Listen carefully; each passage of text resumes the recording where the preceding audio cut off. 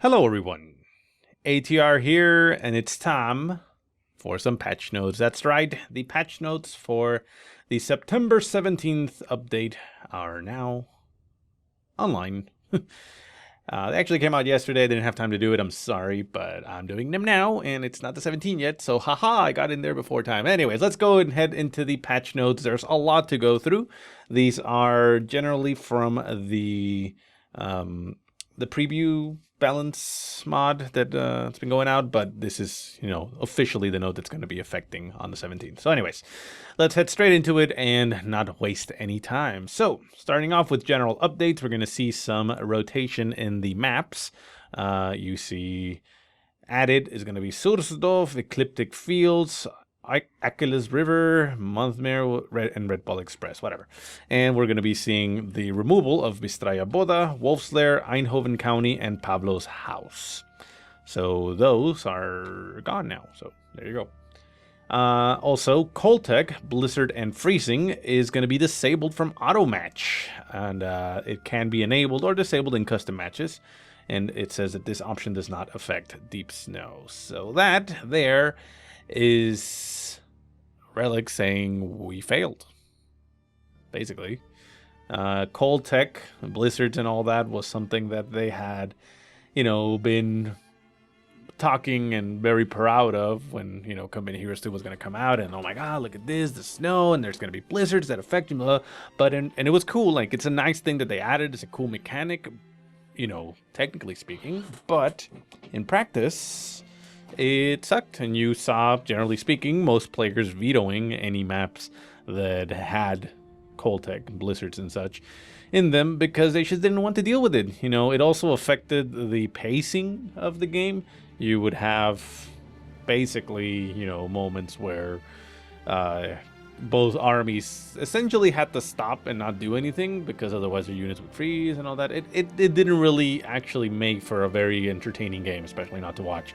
So now it looks like we're going to be able to see all those old maps that had blizzards probably come back into the spotlight because people are going to be more willing to play them, since you're not going to have to deal with that and the action is not going to stop. So it's a good thing that they're removing this, but sadly it's kind of a thing where they're admitting, we tried, but we failed. So, yeah, it sucks, but good on them for acknowledging it and getting rid of it. Observer mode, UI layout adjustments. I'm assuming that's probably in the bottom bar where if you're fully zoomed in, it's kind of overlapping. I don't know exactly what it is, but I'm assuming that's the only thing they're changing. Then we got gameplay updates. General added support to Q reverse mode order via shift clicking, so that's kind of cool. All infantry units that can camouflage no longer camouflage when retreating through cover, which is funny, but I guess that's okay. Ambient buildings, to account for the increase in flame damage, ambient building flame threshold increases from 240 to 480, so basically they're less likely to catch fire and collapse. Explosive weapons reduce the amount of random squad wipes from grenades/mortars. Added back the 50% reduced damage modifier to green cover for explosive weapons. So that, to me, is just saying that you take less damage from explosive weapons when in green cover, which means that you have less of an incentive or reason to get out of cover when getting grenaded. I don't know, it's kind of weird, but we'll see how that translates in practice. Flame Weapon, updating how Flame Weapon works to be more impactful in the game. All Flame Weapon damage over time duration increased from 3 to 20 seconds. Infantry held Flame Weapons do not leave flame damage over time. And my phone is ringing, or rumbling. Oh, okay. Anyways, reduced flame bonus damage to buildings from 1.5 to 1.25, and reduced flame bonus damage against Commonwealth emplacements from 1.5 to 1.25. So flamethrowers are going to be less effective against the Brit emplacements, which probably not a lot of people are going to be happy, but I guess with the other balancing, it should be fine. Handheld flame weapons, compensating for no longer leaving damage over time effect. Post-firing, there's a lot of things here. You can read all that. But yeah, basically, since the handheld ones aren't going to leave the AoE damage on it, they're adjusting the way that it works. But basically, like, the important thing is that the damage multiplier versus garrison cover, heavy cover, and light cover is increased. So the weapons are supposed to do more damage while other units are in cover, which, haha, that's how I said that worked before, but I guess now I'm right. And the damage was increased from 8 to 16, so, you know. Hopefully that just means it performs better. I don't know. It's going to be weird. We'll see. Light artillery suppression, pack howitzer, and leg. Previously, the suppression that was added on these units were fairly inconsistent in their results. The data has been adjusted to provide more consistent suppression within its area of effect. So AoE suppression profile changed from 0.1 to 1, suppression reduced from 0.8 to 3, and a lot of other stuff. Radius increased, so we'll see how that works. From what they say, it's supposed to be better. And there we go for the balance updates. With the introduction of the new Allied Army British forces, one of the main goals for this balance update, is to bring all the factions in line with each other. The following update will feature many of the changes that we have been playtesting through our balance preview mod. We would like to thank the many community members who have helped us test and provided feedback during this iterative process. So the British forces, the platoon command post, we have decided to offset the initial cost for teching up and offsetting them to the specializations. So the cost reduced from 280.35 to 180.30, so 100 less manpower, 5 less fuel. And the requisition of the armored car is offset.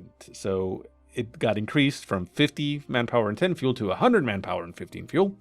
And then the research time got bumped up to 30 seconds. Same thing for the Bofors. It got bumped up to 100 manpower, 15 fuel, and it takes 30 seconds to research. The company command post, same thing. They're offsetting the manpower cost for taking up and offsetting them to the specialization. So this is only manpower. It's reduced from 360 and 115 to 280 and 115. Still the same amount of fuel. And then we got the specializations. The hammer, which says we have decided to offset the initial manpower and taking up. We are also delaying the hammer anvil upgrades to bring him in line with other late vehicle pacing. So they made the increase here from 200 manpower, 25 fuel to 200 manpower and 50 fuel. So it's an increase in fuel. So it's going to be taking longer to get there.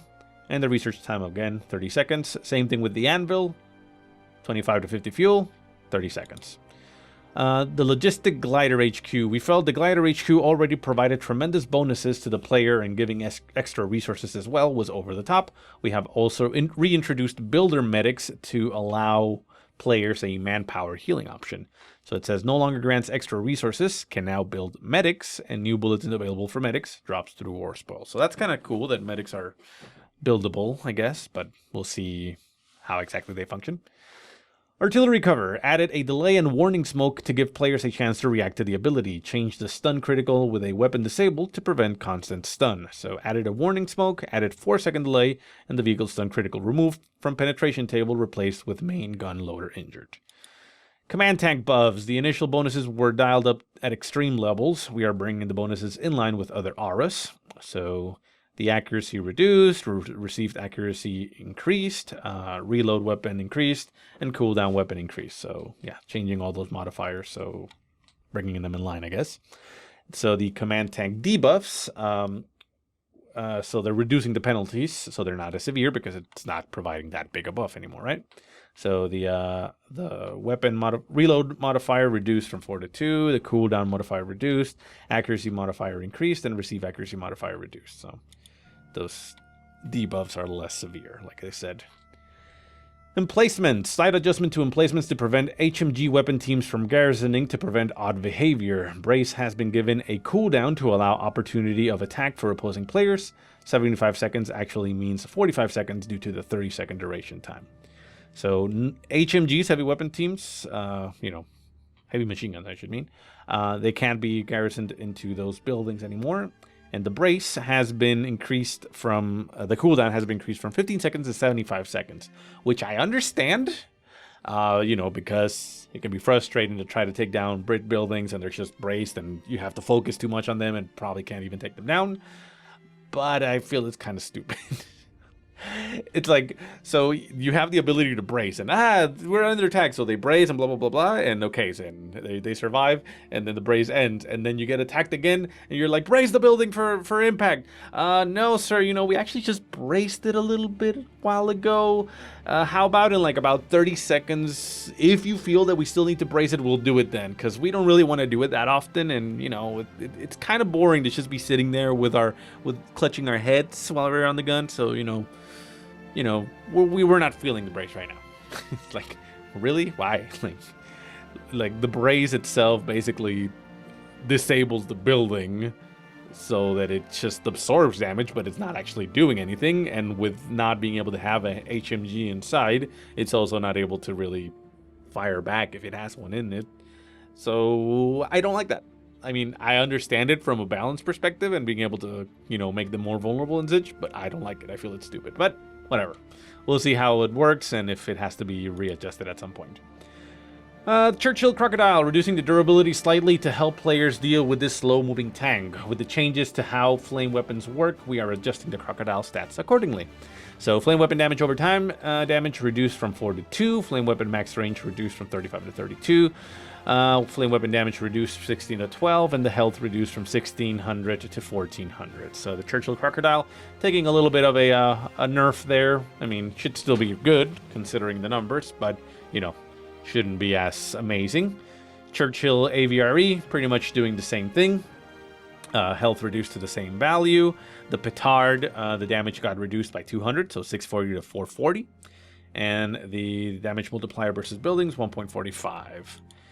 75mm armor car, the Ike, slight pacing adjustment, so the cost reduced from 60 fuel to 50 fuel. So, like it says, a slight pacing adjustment. You can get it a little bit earlier. The Gammon Bomb bringing its damage in line with other explosives, so 240 to 200 on the damage.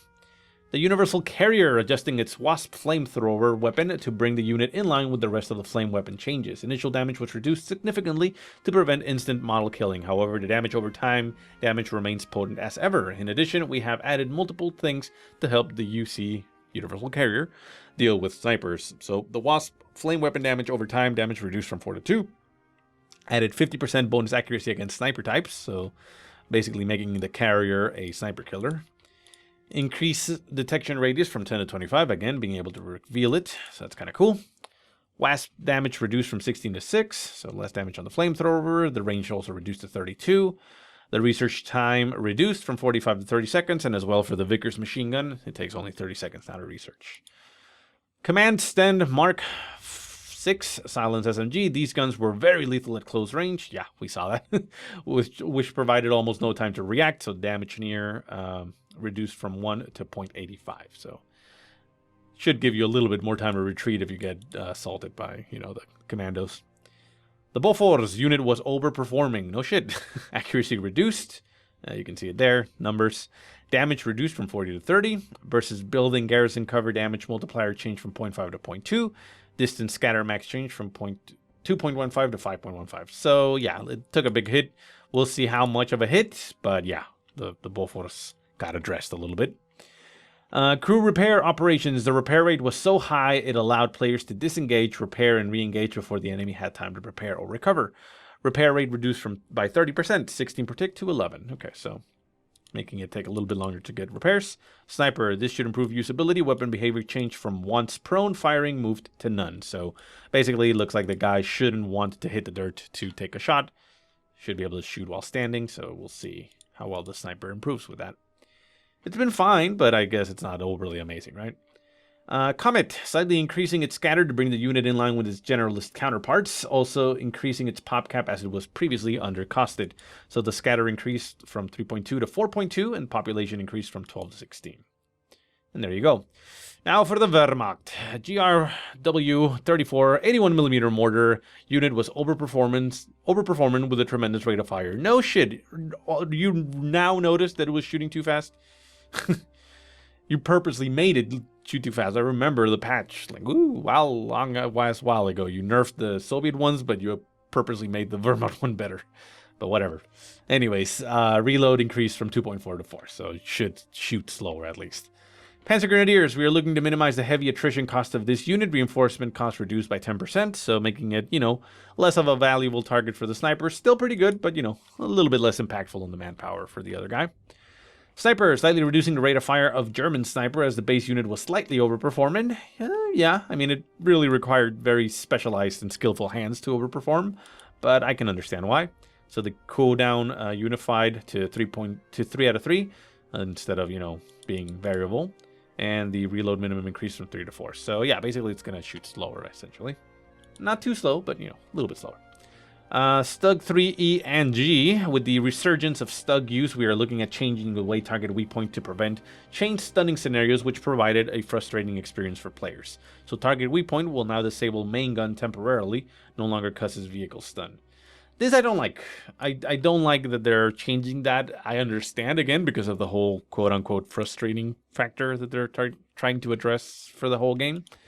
But, I mean, it kind of makes it, stupid to, use abilities in that sense. I mean, I guess disabling the weapon is kind of okay, but usually, I guess, the vehicle is just going to be backing off now. I mean, you can kind of use it, I guess, in a defensive measure to try to get away, but usually you're moving if you're wanting to do that, so it's kind of weird. I mean, honestly, I'd much prefer these types of vehicles just have across the board, all of them having, an armor-piercing type of ability, so they do more damage and potentially get a kill that way, rather than removing a snare, because a snare, even though, it sucks to get snared, it's a very powerful thing. That's why, it's so valuable to have those Fausts and those anti-tank grenades, readily available to try and get those snares on the vehicles to allow them to kill, which is why you would use the target weak point. But, I mean, I get why they're moving, I just don't like it. But anyways, so ambush camouflage, changing unwanted behavior. First strike bonus damage changed to accuracy, so no longer you can get one-shotted with a cloaked, AT gun. It's more going to be that you're actually going to get hit directly by the AT gun, but you have a chance to react. Again, that whole frustrating factor. U-87, close air support loiter. We are spreading out the damage of the Jeju-87 close air support to allow players to better react to this ability. Increase the number of planes to loiter from 1 to 2. Damage reduced from 120 to 60, and radius reduced from 60 to 50. So basically, same thing that they did to the rocket strafe for the USF. Making it spread out a little bit more and reducing the area and such. But yeah, so addressing that guy, the Jeju-87 close air support loiter. Elephant, with the limit added to heavy tanks, we are reducing the total population cap to give extra army room to the player. We have also removed focus sight as gaining the ability to self-sight. We would like to encourage the use of other units that provide vision. So focus sight removed and population reduced from 25 to 20. The Tiger, similar thing, reducing the pop cap. We have also increased the penetration to allow for the Tiger to deal more consistent damage against other heavy vehicles. The increasing range was to improve the usability of these slow-moving tanks with the compensation of their veterancy bonuses. Tank destroyers will still be able to outrange them. So, population reduced from 24 to 19, the range increased from 40 to 45, the penetration increased by 20 across the board. Veterancy 2 range bonus reduced from 10 to 5 since it already got a range bonus, right?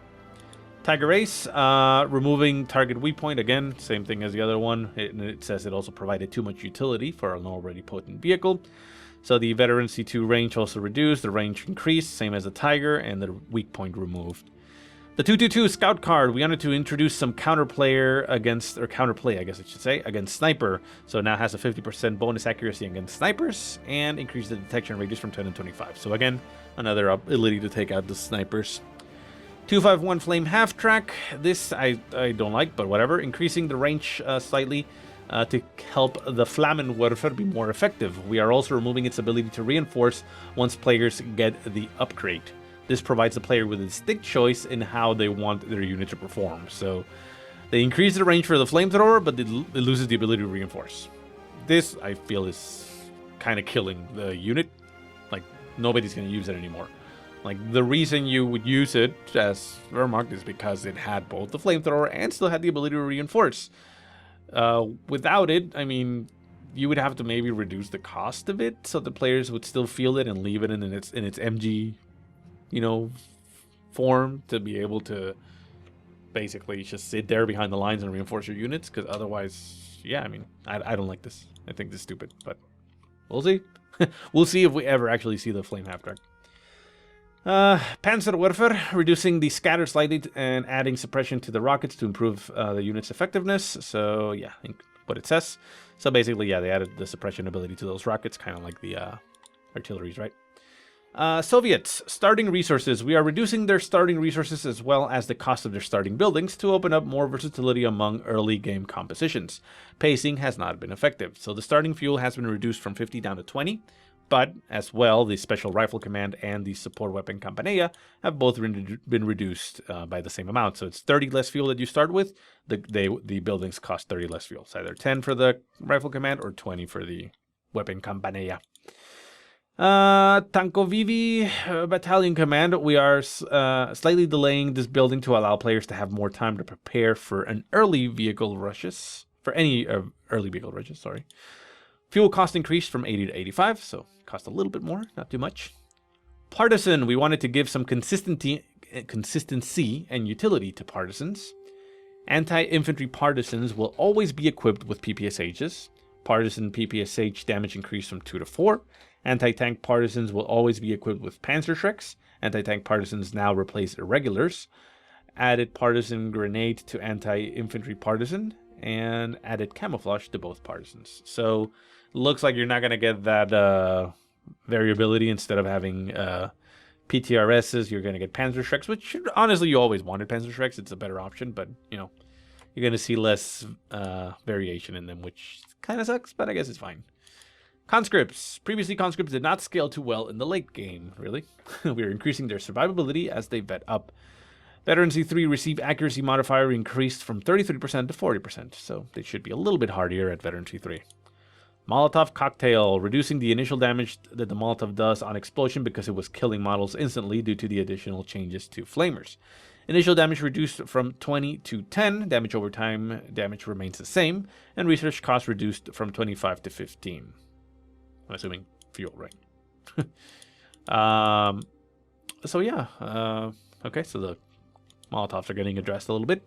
Conscripts PPSHs increase their mid and far range profile, so the weapon itself is not an immediate downgrade in overall damage per second. Near accuracy, okay, so yeah, it was sucking before, okay. So yeah, near accuracy increased, mid accuracy increased, and far accuracy increased. M3 Scout Car, we wanted to introduce counterplay against snipers, haha, so again 50% bonus and the detection radius, so they're all getting an ability against snipers. N5 half-track, reducing penetration slightly to allow for dedicated light vehicle counters to excel more at facing the M5, also reducing its moving accuracy to reduce its ability to chase and shoot. We are also removing its ability to reinforce once players get the upgrade. It provides the player with a distinct choice in how they want their unit to perform. So they're trading the half-track the same thing, so you're no longer going to be seeing the quad half-track being used at all, because, again, that was one of the benefits. You had a very potent weapon, which already got its penetration reduced. I mean, it was really good against vehicles previously, light vehicles at least. So now it's not as good, and it's less accurate and such. And then you can't even reinforce with it, which was one of the nice things. So I feel that this may actually just cause the half tracks to not be seen in play. We'll see. We'll see what players do, but I feel like it's just not a good thing. But whatever. T-3476 compensating for the unit's reduced cost in the last update, allowing players to easily amass their army. Population cap cost reduced from 12 to 10. ML 120 bringing its damage in line with other artillery pieces. Damage increased from 160 to 200. ISU 152 with the limit added to tanks, we're reducing the population cap. We also removed the focus side. Okay, so same thing. Remove the focus side and population cost reduced. So basically the same thing as the elephant. The IS-2, again, reducing the population cap. And that's about it. The Katyusha rocket truck. Previous scatter was set fairly low, which gave units little chance to dodge any of the rockets. Creeping barrage scatter increased from 2.5 to 5.5. Okay. I don't like that. I mean, the Katyusha already scatters a lot, but I guess it was too good. I don't know. Anyways. U.S. Forces, Ambulance, improving usability, healing ability changed to toggle ability, must be in territory and disables movement. Ah, that is a fantastic change. Build time reduced from 45 to 30. That's actually a great change. yeah, it was kind of annoying that you had a cooldown on it and you had to pop. So sometimes units would heal up and others won't. So now you just park it. It's healing constantly. It has to be in your territory. So, you know, that's still same thing. But at least it's, you know, it's more consistent. So we'll probably, with this in effect, we'll probably see the major being utilized as a forward retreat point a lot more now. Assault Engineers improve usability as we found very little use out of the small anti-tank mines. Replace M7 mine with regular mine. Okay. Riflemen. We are adding more survivability to Riflemen at Veterancy 3 to help them scale into the late game more. Veterancy 3 now grants reduced receive accuracy by 25%, so that's cool. So they're going to be able to take a little bit more at Veterancy 3. The Dodge. The truck, WC-51, we wanted to introduce a counterplay. Okay, same thing. Better against snipers. M15A1 AA half-track, AA mode removed. Will have anti-aircraft capabilities by default and have been improved to compensate. Okay, so it looks like it... Okay, that's kind of nice, so you don't have to toggle it. M20 utility car, doing the same thing against snipers, so that's nice. HMG 50 cal. Previously, the 50 cal had an additional weapon that was activated at Veterancy 2. The weapon was not affected with the previous HMG changes. We are also improving usability of the HMG. Vet 250 cal weapon has had its stats adjusted in relation to the previous changes to HMGs. Focus fire set to false. So, like, when it got Veterancy 2, the 50 cal changed to a different 50 cal? I don't get it. Oh well. So I guess it just got adjusted. The Browning automatic rifle. We are increasing the bar rifle on the move accuracy and cooldown to promote aggressive tactics when units are equipped with its weapon. So the bars are going to be more powerful. The bazookas. Small cost adjustment to bring the weapon in line with its performance, so less munitions for bazookas. Defensive stance. After heavy testing, we found this ability not suited for riflemen, removed from the game. So defensive stance is no longer there. Rifle Company. With the improvements to riflemen and their veterancy, we found it was overly excessive to allow Veterancy 2 riflemen to be called in. We'll only call in Vet 1 rifleman. Okay, so I mean, most of the time we saw Veterancy 1, I mean, very close to Veterancy 2, but I guess, you know, you don't get Veterancy 2 anymore, which is fine. I mean, as long as you're already getting one Veterancy, it's kind of okay. M1 Thompsons increase their mid and far range profile so the weapon itself is not an immediate downgrade in overall damage per second. Good, because yeah, nobody used the Thompsons because they weren't good. So the mid accuracy and far accuracy increased. Hopefully that means we'll see them more, but I still highly doubt it, unless they tone down the LMG. M4A3 Sherman, with a delay in tech to the USF, we are increasing the power of some of their vehicles. Penetration increased from 20 across the board. Okay, so the M4A3 Sherman getting a little bit more penetration. That's nice. The EC8, now that the EC8 requires tech to build, we are adding additional stats to diversify the unit from the regular Sherman. So the health gets increased from 640 to 720, and the near penetration increased from 175 to 200. So it's going to have a lot of penetration. M56 delayed fuse HE barrage, improving the ability to allow it to effectively deal against stationary targets. Weapon building damage change from mortar to HE shell, accuracy from 0 to 11. AoE penetration increased from 105 to 1000, and penetration increased from 105 to 1000. Okay, so that's nice. M7B1 Priest, bringing the Priest in line with other heavy artillery weapons. Salvos increased from 5 to 7. Okay, so more shots. 240 howitzer artillery barrage, reducing the AoE radius of the shell to match the shell's explosive effects. We have also added additional UI to indicate the area in which the shells will be landing. AoE reduced from 12 to 9. Added UI indicator for ability range. Added extra sound effects to the shell. And there you go. So now for the Oberkommando West. Infantry squad upgrades. Ease of use change. All squad upgrades are able to be upgraded out of territory. Okay, so you no longer need to be in territory to upgrade weapons. That's kind of nice for them. Okay. Volksgrenadiers, we want to give OKW a soft building counter. This option should help OKW deal against garrison enemies. Grenade replaced with incendiary grenade. Oh, okay. So the Volksgrenadiers get an incendiary grenade. It's kind of weird, so... Okay. Basically, they're getting a Molotov now, I guess. Okay. Well, anyway, so IR half-track adding a small fuel investment to this vehicle. So it now costs 5 fuel. Fallschirmjägers, we are looking to minimize the heavy attrition cost of these units, so they reduced the reinforcement cost by 10. Obersoldaten, same thing, 10% reduce in reinforcing. IRSTG, bringing this upgrade cost in line with its weapons performance, so cost reduced from 90 to 60, so it was too expensive, so now it's down. Delay. We found through feedback and play testing that the hollow charge ability was very cumbersome to use. We have decided to remove the ability from the unit and substitute it with weapon stats. So hollow charge is removed and now gains increased weapon and barrage range by 15%. So okay. Kubelwagen now has 50% bonus accuracy against snipers. Okay, same thing. Kubelwagen made to hunt down snipers. Walking Stuka. Due to the creeping nature of the Walking Stuka, we would really only ever have 2 rockets hit an emplacement. The bonus damage is to compensate for that. So added a 50% damage bonus against British emplacements specifically. Okay, so the Stuka is going to be better for SimCity. Sturmtiger, fixing unintentional behavior, can no longer reload its gun through repair critical. Huh, interesting. King Tiger, the increased range was to improve the usability of these slow-moving tanks, so the range from 40 to 45. Yak Tiger, with the limit added to heavy tanks, we are reducing the total population cap to give extra army room to the player. We have also reduced its cost to bring the unit in line with its performance, since its default piercing capabilities were removed in a previous update. So population reduced from 26 to 21, and the cost reduced. It's 80 less manpower and 45 less fuel. So that's nice. That makes it pretty cheap compared, cheaper.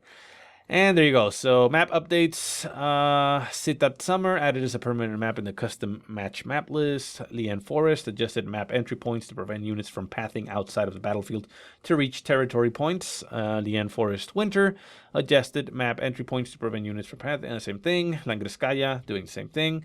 Minx Pocket adjusted map edge near slot 1 and slot 2 HQ territory, so UKF and USF bases weren't clipping outside of the base of the playable area. Yeah, I noticed that. I was like, why is it so far to the edge? But yeah, that's nice.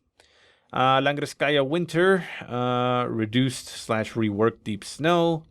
Koloniferma Winter, Samoski Winter, Moscow Outskirts Winter, Rev, Port of, and Rev Winter, all of them had that same thing. Port of Hamburger adjusted a building near the center bridge to allow medium tanks to pass through. Dusseldorf adjusted rubble in the southeast area to allow infantry to pass through. And then we have the big wall of bug fixes. It's the last thing. Don't worry, guys. We're done. But let's just finish this, and we'll get to it. So, bug fixes. Fix the bug with the British Forces Brace ability not having a cooldown. Fix the bug with the British Forces Anti-Building Flame Mortar support ability targeting the Oberkommando West Battle Group headquarters. Fix the bug with the British Forces Scoped Lee Enfield providing a debuff at Veterancy ranked 3.